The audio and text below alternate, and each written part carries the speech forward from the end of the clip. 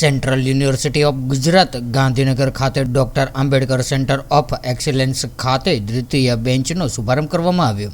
ગાંધીનગરની central university of ગુજરાતના doctor Ambedkar centre of excellence ખાતે ગત વર્ષે ચાલુ કરવામાં આવેલ એસસી એસટી તેમજ ઓબીસી સમાજના વિદ્યાર્થીઓ માટેના નિઃશુલ્ક તાલીમ વર્ગનો સોમવારે 1 વર્ષ પૂર્ણ થતાં આ કેન્દ્ર ખાતે આજથી દ્વિતીય બેન્ચનો શુભારંભ કરવામાં આવ્યો હતો, જેમાં ગુજરાત પોલીસ સેવાના અધિક મહાનિર્દેશક હસમુખભાઈ પટેલ અને ટેલિકોમ રેગ્યુલેટરી ઓથોરિટી ઓફ ઇન્ડિયાના ભૂતપૂર્વ ચેરમેન આઈએએસ ડોક્ટર પીડી વાઘેલા અતિથિ વિશેષ તેમજ શિવજી કુલપતિ પ્રો રમાશંકર દુબે મુખ્ય અતિથિ તરીકે ખાસ ઉપસ્થિત રહ્યા હતા. આ પ્રસંગે આયોજિત કાર્યક્રમની શરૂઆતમાં ઉપસ્થિત મહાનુભાવોના વરદ હસ્તે ડોક્ટર BR આંબેડકરની છબીને પુષ્પમાળા અર્પણ કરીને તેમજ દીપ પ્રાગટ્ય કરીને કાર્યક્રમને ખુલ્લો મૂકવામાં આવ્યો હતો.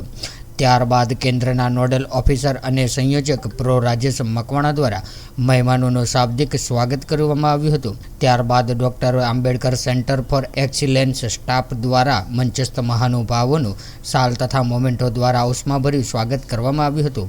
આ પ્રસંગે પોલીસ મહાનિર્દેશક શ્રી હસમુખભાઈ પટેલે આ કેન્દ્રમાં પસંદગી પામેલા વિદ્યાર્થીઓને અભિનંદન આપતા જણાવ્યું હતું કે ગ્રામ્ય વિસ્તારોમાંથી આવતા વિદ્યાર્થીઓએ પણ કેન્દ્રની સેવાઓનો ભરપૂર લાભ લેવો જોઈએ. પોતાના સંઘર્ષના દિવસોને યાદ કરતા તેમણે કહ્યું હતું કે વિદ્યાર્થીઓએ માત્ર નોકરી મેળવવાના જ હેતુ નહીં પરંતુ પરિસ્થિતિ સુધારવા માટે પણ સંઘર્ષ કરવો જોઈએ.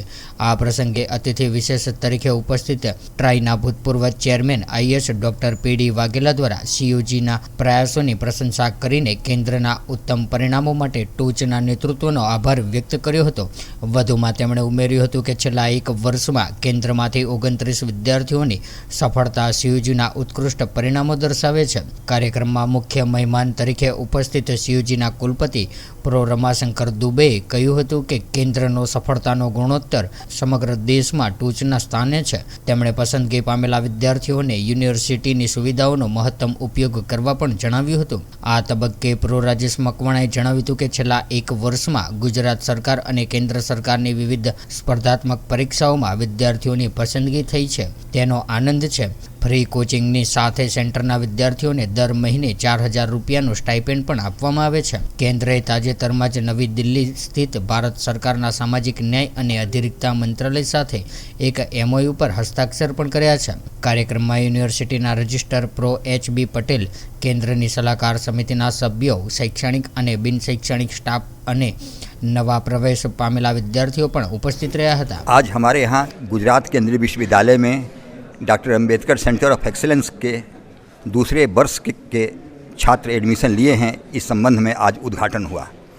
ये doctor Ambedkar centre of excellence पिछले वर्ष 1 वर्ष तक चला हम लोगों के विश्वविद्यालय में. तो भारत सरकार के सामाजिक न्याय एवं सहकारिता मंत्रालय के द्वारा ये चलाया जा रहा है. इसमें हम गुजरात से और उसके आसपास से 100 लड़कों को कंपटीशन के माध्यम से एडमिशन लेते हैं.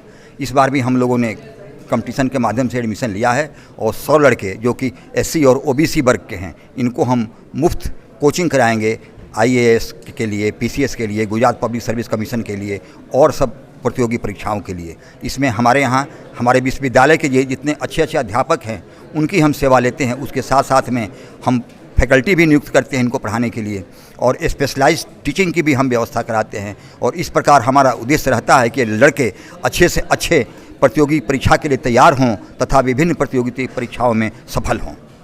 धन्यवाद. सर, મારું નામ હર્ષવર્ધન સોલંકી છે.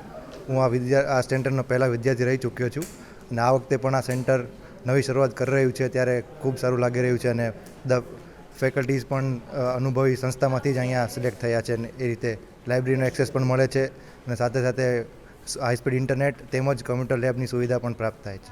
ધન્યવાદ. મારું નામ રાજપાલ નેહાબેન મહેન્દ્રભાઈ છે. મને CUGની જ ડેશમાં છે એડમિશન મળ્યું છે.